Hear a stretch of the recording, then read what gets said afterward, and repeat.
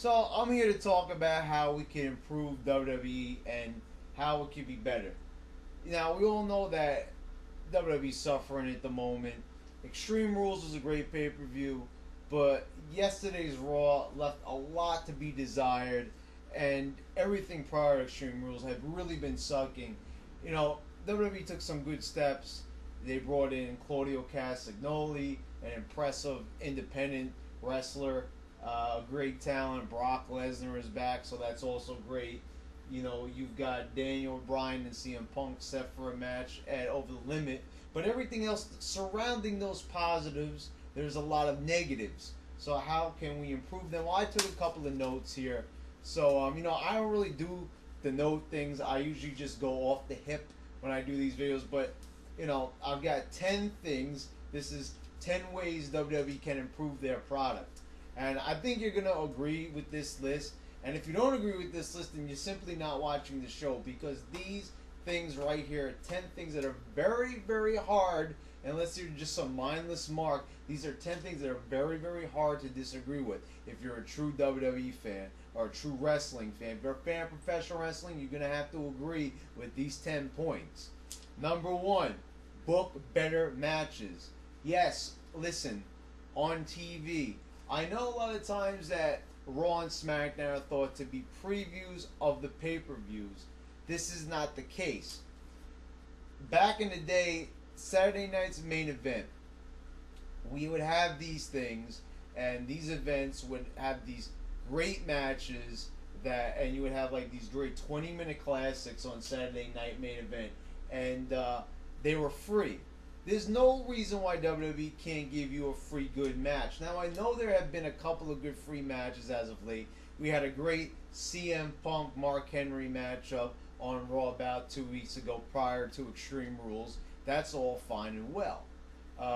But take last night's Raw, for example. You had the Beat the Clock Challenge, which brings me to another point. There was no point in having that style, that tournament style of short matches, when every match on Raw is about 2 minutes anyway. I don't understand this type of concept. Matches have to be longer.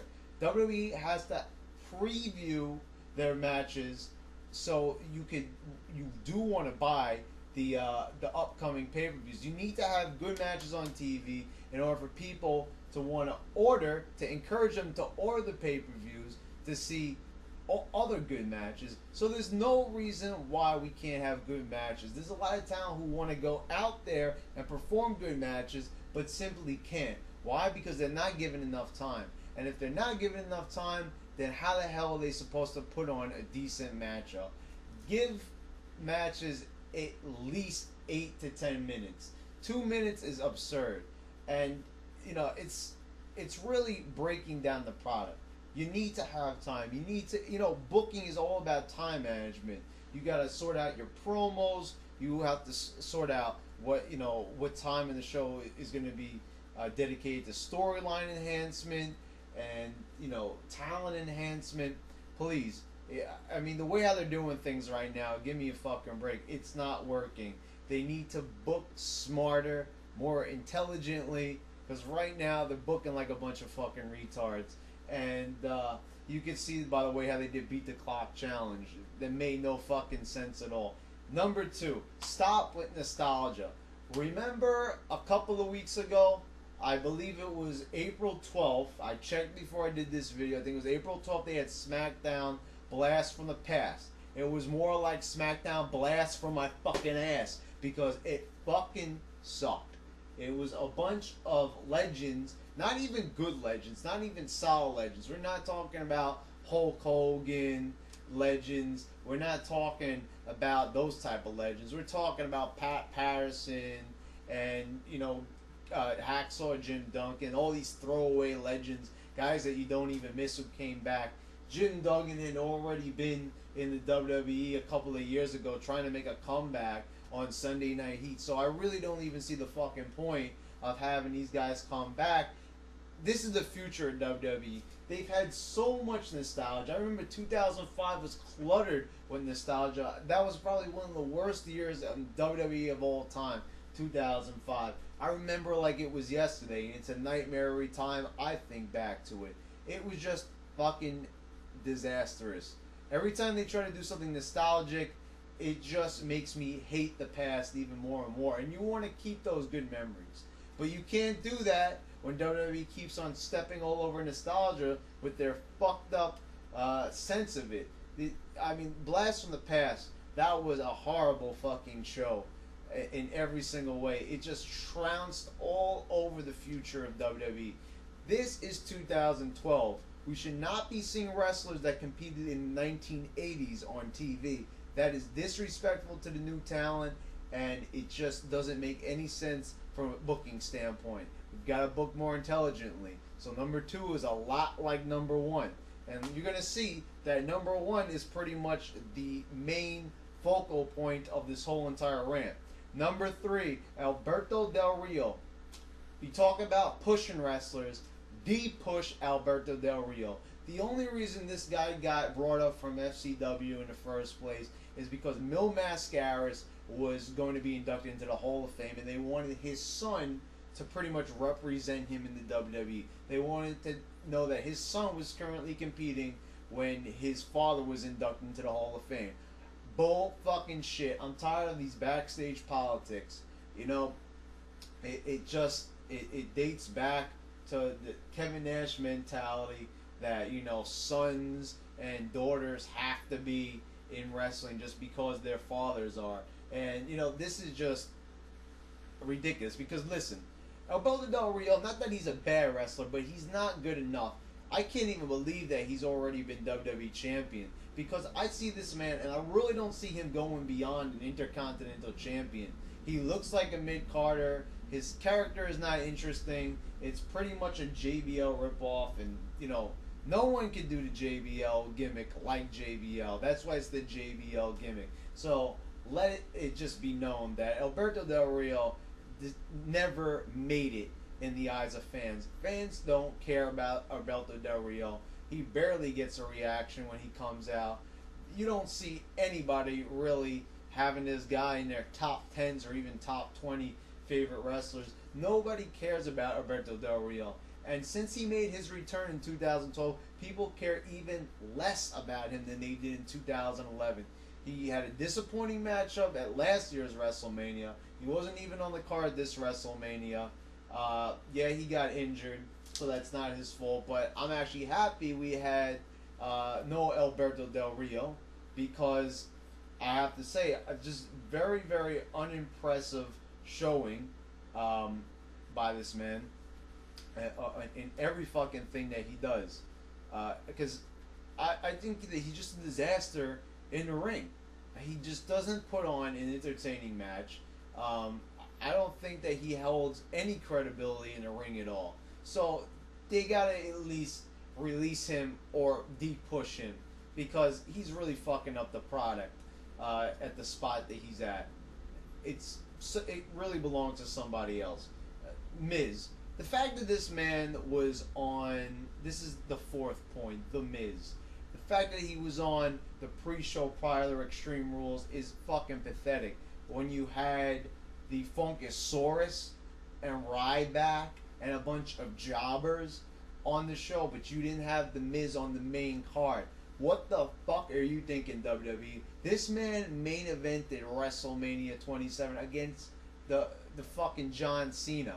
And now he's not even on the card. You put him in WrestleMania, and he's just a random throwaway guy in a tag match. I mean, you could have been easily interchanged with another guy on the roster. I mean, not like he even got any time in the ring. It was an 8-minute match, and you know, you could have had anybody in that spot. You could have taken your pick of virtually anybody. So it's really fucking horrible. The Miz really, really tried.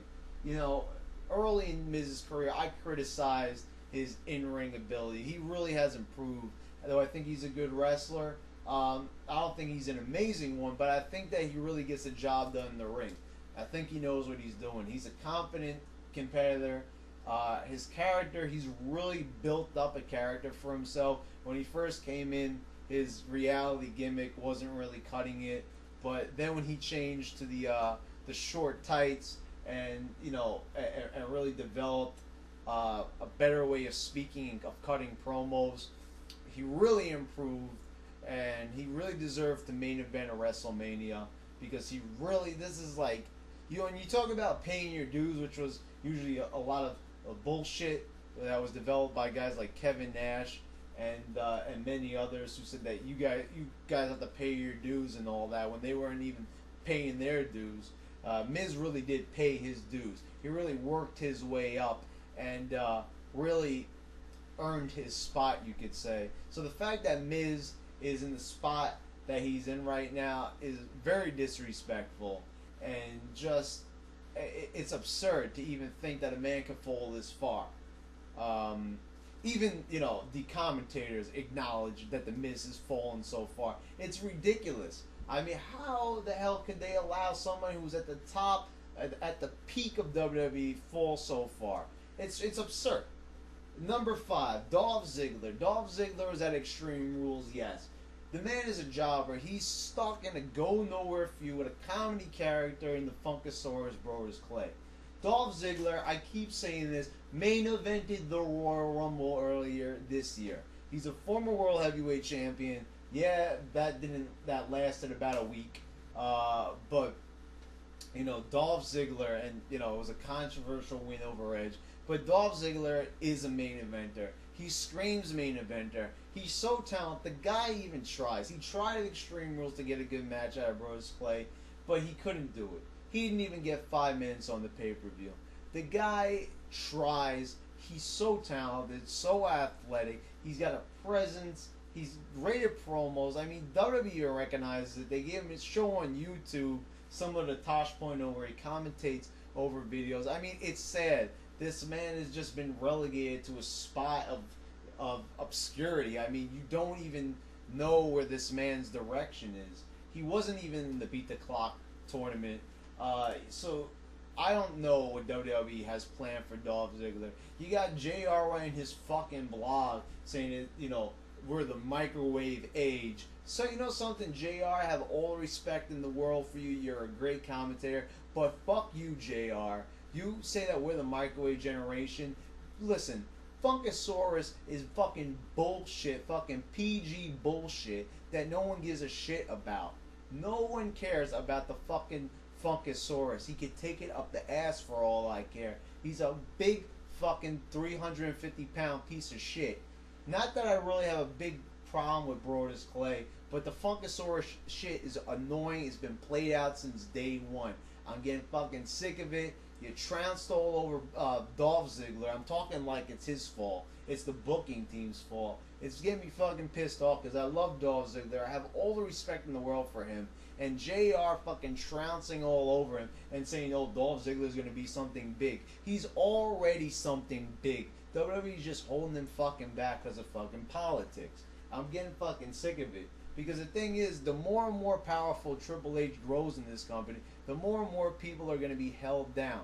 WWE did take a big step because, they did convince Triple H to take a step back and let the young guys finally fall through, and we saw Nexus and all that. But, that shit's already gone. All guys like Justin Gabriel are falling at the wayside. So, it doesn't even matter. So, number 6 is pretty much like number 5, and number 4 is Jack Swagger. Jack Swagger had a pretty meaningful run as World Heavyweight Champion, but even like Michael Cole said last year, nobody fucking remembers it. He lost it to Rey Mysterio. Jack Swagger is impressive. I mean, he's a big guy. This guy is like 6'6", but he has so much athletic talent. I mean, he's like a Kurt Angle. I think actually, just as agile as Kurt Angle. I mean, the guy uses a similar finishing move, ankle lock, but I'm not comparing him for that reason. He's got a lot of natural mat talent. He's a former collegiate wrestler.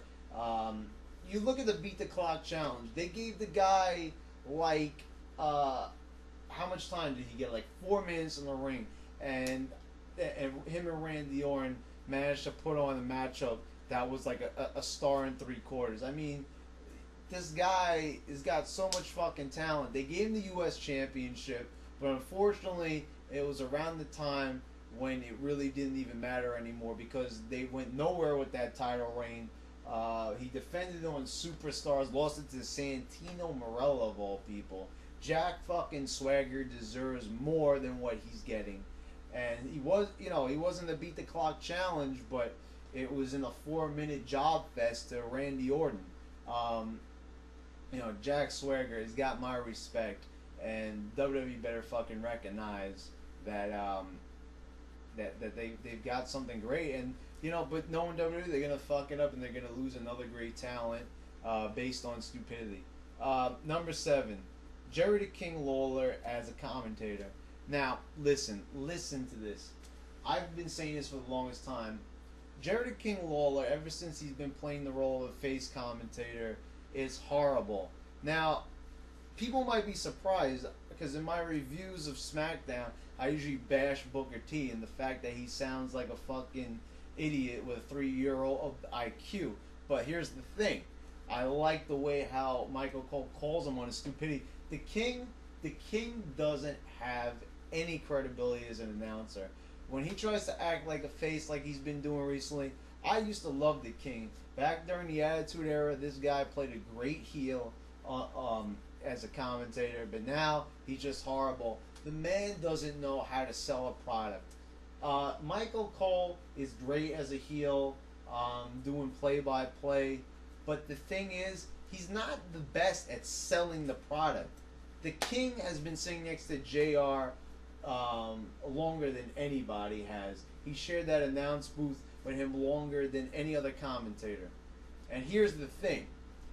You think that he would have picked up on at least a method to sell a pay-per-view, to sell a match. He's horrible at it.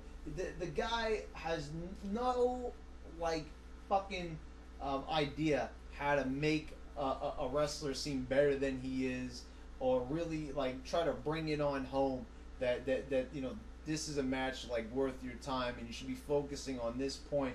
He just has no idea how to form a cohesive thought that's even meaningful. Think back to the last time that the King said anything intelligent during his commentary. No, you can't. You simply can't do that. He's wasting everybody's time. Like I said, the King is a mediocre wrestler. He's a mediocre commentator. Turn him heel again, or get the fuck rid of him, because he's not getting it done in the commentary booth. And when you're at home watching wrestling on TV, you need good commentators because they've got products to sell. They've got pay-per-views that they're trying to sell for $50 fucking dollars. It's very hard to sell in this economy, and you need a good salesman. Listen, the King is not a good salesman by any means. So get the fuck rid of him and improve that commentary team. Number 8, John Cena. John Cena should have turned heel a long time ago, and the perfect time would have been during his feud with Brock Lesnar when he seemed scared. It would have been perfect at Extreme Rules because he came out with the lock in the chain. He should have came back with the Word Life gimmick. Does he have to come back with the Word Life gimmick? Of course not. But he should have a meaner edge, a mean streak in him. Does he have to be full on heel? No, but he could be a stone cold anti-hero. I mean, the thing is, this is supposed to be WWE's main protagonist. It's supposed to be John Cena, the face of the company. That's what this whole feud was about with John Cena and Brock Lesnar. Who's going to be the face of the company? The face of the company, he looks like a damn fucking idiot. You've got, he looks like a 10-year-old. You got the fucking hat that might as well have a propeller on it. Fucking nerdy as hell. Comes out with these t-shirts that are horribly designed that looks like nobody in their right mind would buy a t-shirt that looks like that. But I'm wrong because you see people in the audience wearing it. So, the t-shirts are so horribly designed. I look at them and I want to fucking laugh. Purple t-shirts, green t-shirts with the most hideous fucking designs and stupid sayings on them that nobody's gonna fucking wear that has any integrity.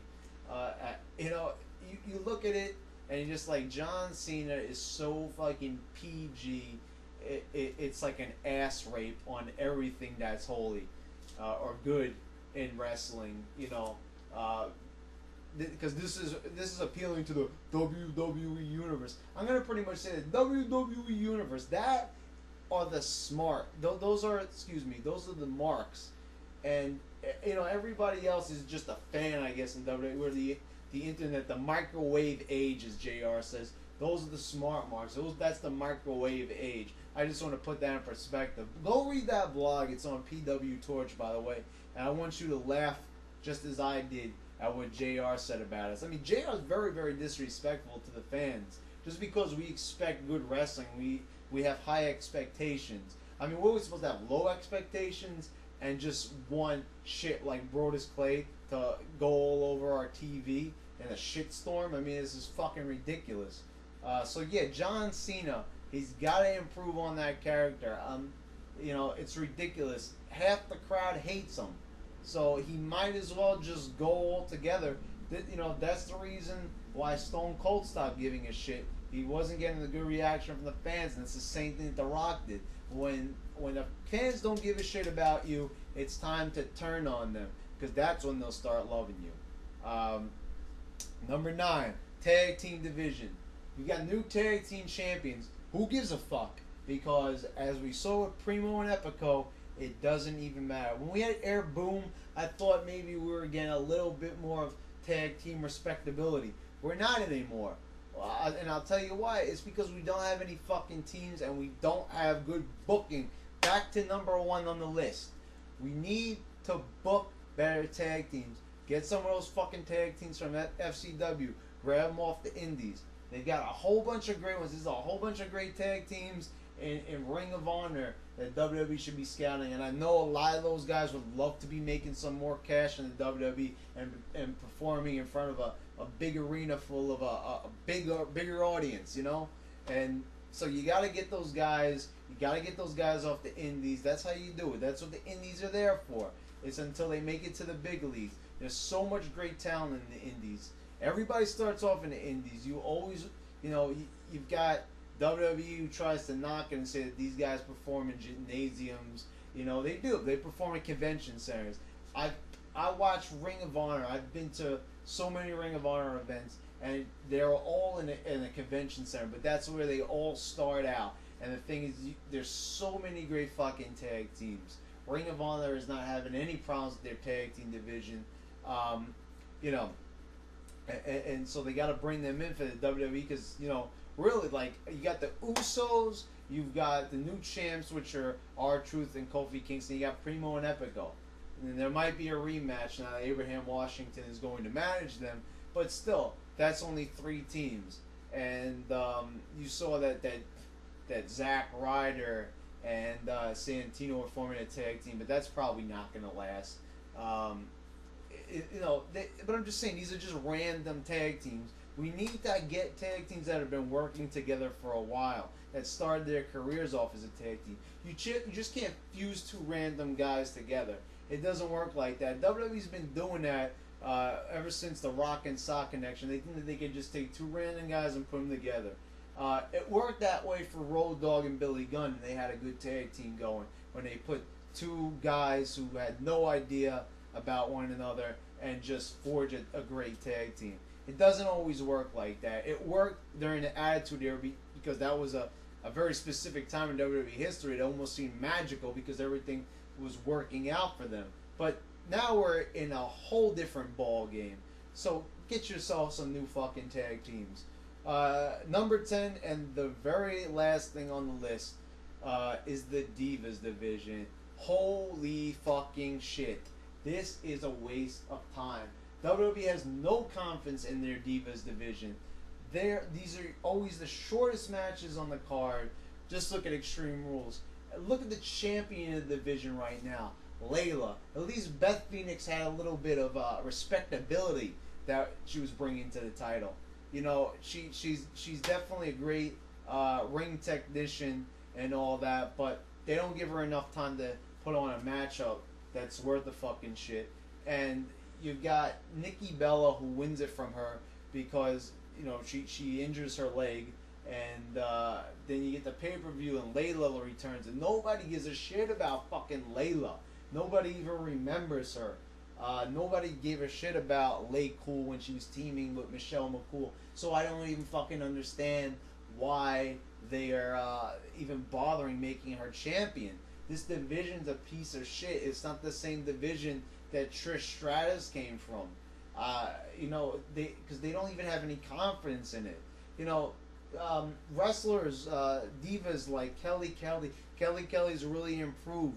She's got a lot of good moves, in her move set. She's got some ability that they're trying to make a Trish Stratus out of her, but they don't have the confidence. I mean, they got the confidence to train her because they wanted to make her into a superstar, but they don't give her any time to go out there and show the ability that she's learned through her training. So why does it matter?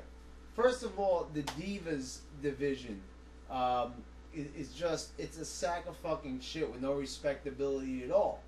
First of all, that title belt is hideous. It looks like a fucking hunk of scrap metal that was compiled by a 6-year-old. I mean, it's the ugliest fucking belt I've ever seen in my life. So no one's gonna respect it, from an outward glance. And you watch the matches, and you see that the interior isn't much better either.